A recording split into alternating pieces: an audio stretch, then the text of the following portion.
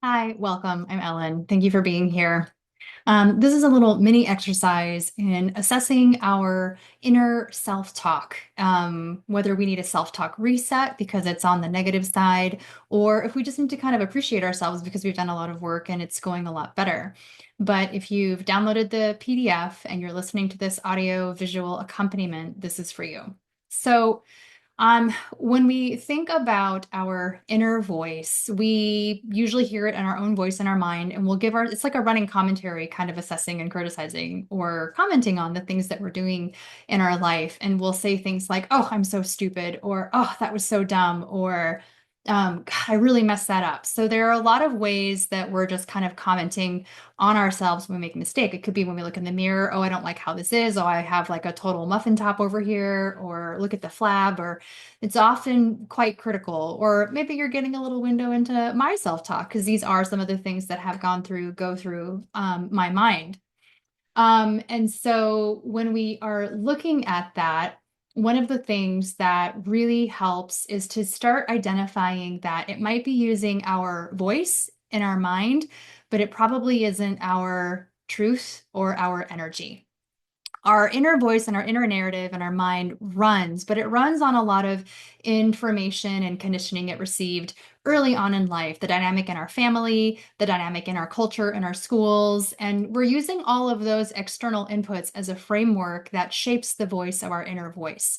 And I'd like you to note that this is going to be an interesting concept to identify, but there are probably two of our voices on the inside. There's the one that runs constantly chattering, criticizing, commenting, judging. Oh, look at her. Oh, look at him. What are they wearing? What is that? And all of those kinds of commentaries that are very kind of egoic, based in the mind, in the chatter, that are informed, right? Because little babies, and if we could raise our little children in an environment completely devoid of criticism and judgment, they would be looking with curiosity at what is that? How does that work? I wonder what that's like. There are different kind of more inquiry and curiosity based assessments. And I would call those our true inner self-talk because it's an inner narrative of wondering, of curiosity, of what we can create, what we can experience. And that would be aligned more with our true and authentic voice. And then the ones that are really sharp and judgmental and critical and unkind are the ones that are sort of formed just through the miasma of growing up in our society. And so when we're starting to assess our inner voice, we can start to distinguish that we may have a couple of them. There might be even more. There might be a whole peanut gallery in there with like a lot of comments and voices that maybe resonate with other people in your life that you've heard. You may have a piece of their framework embodied and in adopted into your own that is perceiving how you interact with the world, and quite possibly and very likely very punishing to the self and also to the others. Because if we don't allow another to be as they are, if we're passing on judgment, it also means we don't allow ourselves to have that own kind of freedom of expression, creative freedom, freedom to be how we want to be in the world. It means that we're trying to fit ourselves into some kind of box or way of expressing ourselves that limits our true sense of who we might really be and not even be aware of it. And it's why this inner self-talk or self-talk reset is really, really important to first understand that. So in the PDF, if you're going through it, it's really simple. The first one is just to sit there and start to understand and distinguish, is this me? Is this not me? And that might be really hard. So you have to go back a little bit to kind of just map the present terrain of your voice. Just start listing out the things on a sheet of paper if you'd like. What are some of the common refrains that go through your mind when you're at work? Are you constantly upset at yourself, upset at other people? Or are you appreciating the hard work that you've done? Are you appreciating and celebrating the hard work that someone else has done? Are you appreciating the goodness in others despite conditions, right? Like, oh, I could see that they tried really hard to make that work, but a lot of things were against them. That's what that was. Like, that's a very wonderful observational moment of true assessment. But if you're going to look at them and go, they were stupid, they were lazy, that was wrong.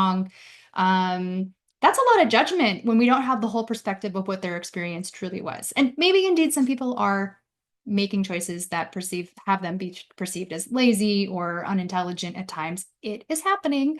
But there can be more creativity in ourselves for how we view those things, right? When we're really looking at what our commentary is. If we're judging somebody else, we don't have permission ourselves to make those same mistakes. And so let's work on liberating them and ourselves to have fuller expressions of who we really are and more freedom to play, more freedom to flex our arms and our wings, and try something new, right? Without fear of judgment or self-judgment. So let's map it first. So common themes that you find as you kind of go throughout your day, what does that look like on paper? And then go ahead and step two, right? You want to map the past terrain. What were a lot of the things that you heard as a kid? What were some of the values or beliefs that were taught to you, that you've kind of walked around maybe just accepting that they were true? Like women shouldn't do anything but this. Men should wear this. Women should look like this. Basically, look for the statements in your early life that are wrapped around in should statements, and you'll start to sort of see some values and frameworks start to emerge.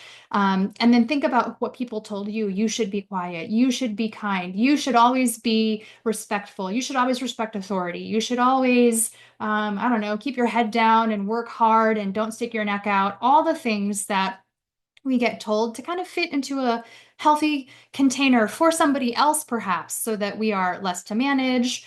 We don't, seek out the power of our own authority so that their authority stays intact. All those things that kind of created different boxes around us. We can start to question them in this next step. So, what were we told in our early lives? Go ahead and take a little time to map that out. And go ahead, review the steps 1 and 2, review those answers. Are there any patterns or themes between the two that you recognize? You're going to start to see how many voices in your mind that run through your mind were actually planted there by someone else, either intentionally or totally unintentionally, because we are social learning creatures, right? And we do want to adapt and fit in to survive, particularly in our early childhood and our adolescence when we are so dependent upon the care of others for our own survival. But as adults, we can start to question those narratives. We can start to question those beliefs. It's going to be a little tricky because they are ingrained. They are, kind of like hardwired. It's like there's a path that's been laid down and I walk down it all the time. So how can I just pick up the tracks and move them somewhere else? It takes a bit of effort, but the brain is a wonderful, highly plastic, right? Meaning that we can reshape its connections, even as we grow older, organ. And we can do that with a lot of different practices and tools that I can support you with. But on your own, right? Of course, meditation, mindfulness, visualizations, practicing restating the statements, and also really working on questioning the validity of the belief that you have. Are there any other examples where it's really true, or did you just adopt it and then it stayed fixed for you, right? So we can look at it in a lot of those ways, but put it together. What are the patterns of thinking here? How much of it is really you and how much it was given to you, right? And so I want to say again, when you think about your own thoughts and who you really are, there's going to be a quality of openness to it, of more brightness and inquiry. I wonder what that's like. I wonder who did that. I wonder why it's like that. There's a lot more curiosity and inquiry in our own inner voice because it doesn't necessarily assume it knows all the answers. It is constantly seeking more information from which to learn to then embody how we show up and how we are.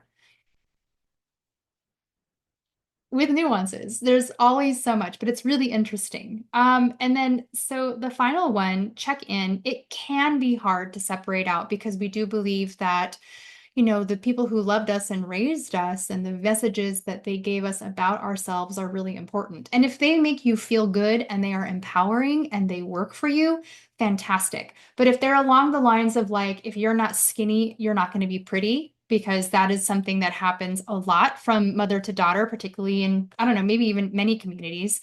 But that can be an aspect of a belief system that makes you say something whenever you look in the mirror that actually kind of hurts your body and isn't true or isn't helpful, particularly if you feel good, if you're rested, if you're hydrated, if you know you're eating well. Your body is going to look the way it looks, and that's fantastic. And you can say, wow, I'm so glad that you are taking care of me in these ways so that I can go for a walk, go for a run, play with my kids, go for a bike ride, hit the gym. Like, it's not like we're going to make sure that we have to look perfect in the world based on some language that we heard as a child growing up. It's that we're going to appreciate all that we have, and we're going to be accepting of who she is or who he is in the mirror when we look at them, or who they are, right? So, really just thinking about what really does empower me in terms of those messages that we received. And if they are beautiful, inspiring, you had a really lovely grandmother who always just told you that you were love and light and you felt so accepted by them no matter what, let their voice stay with you. That's a supportive and beautiful voice. You can know it's your grandma's voice and she's still there taking care of you in some way, right? Particularly if she's not around anymore. And those are really wonderful, but knowing your voice versus the voice of everyone else, and if it's negative self-talk, it's usually not your energy or your truth. And so there are ways to start to shift it. And how do you want to shift it? How can you kind of start to rewrite some of the scripts that go through your mind? Go ahead and take some time now and jot those down and see where it takes you. Thank you so much for joining me on this little PDF journey of stopping negative self-talk. And I hope that you, yeah, find your truth. And I realize I skipped saying step 5, define your truth, but that's what that is. Start to define your truth. Okay. Yeah, let me know if you have any questions.